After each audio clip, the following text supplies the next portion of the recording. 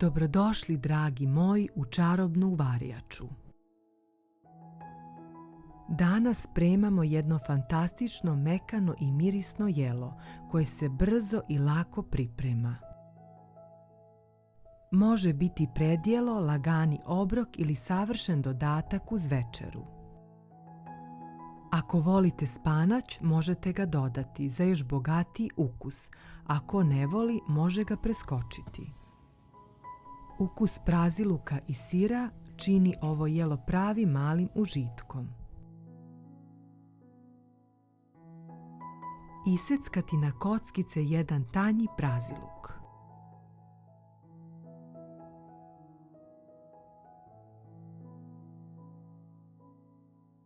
Dodati u posudu 2 kašike maslinovog ulja ili običnog ulja.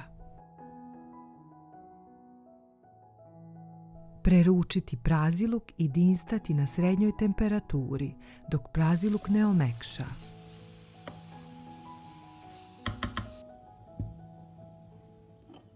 U drugu posudu dodati 2 jaja.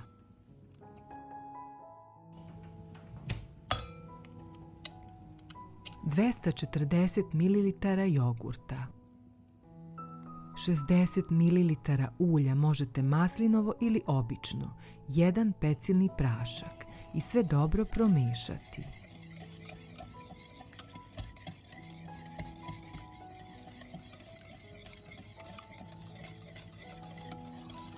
Dodati 200 grama brašna.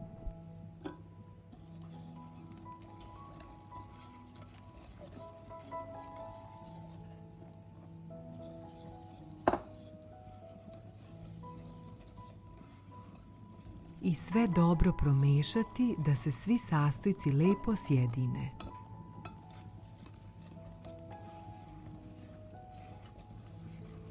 Dodati prodinstani praziluk. Ako volite spanać, možete dodati i 300 grama spanaća. Najbolje je da bude svež, ali može i smrznut.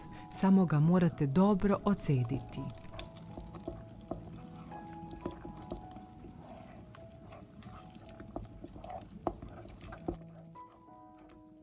Dodati 200 grama sira, možete fetu ili neki drugi sir po izboru.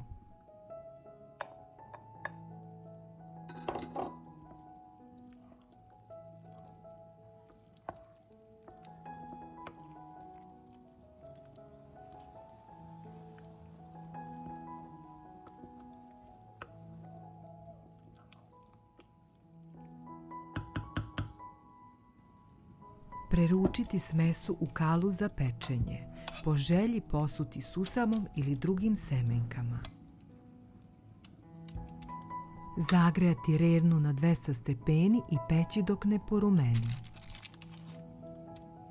Jesen je stigla, dragi moji, i polako nas mami da provodimo više vremena u kuhinji.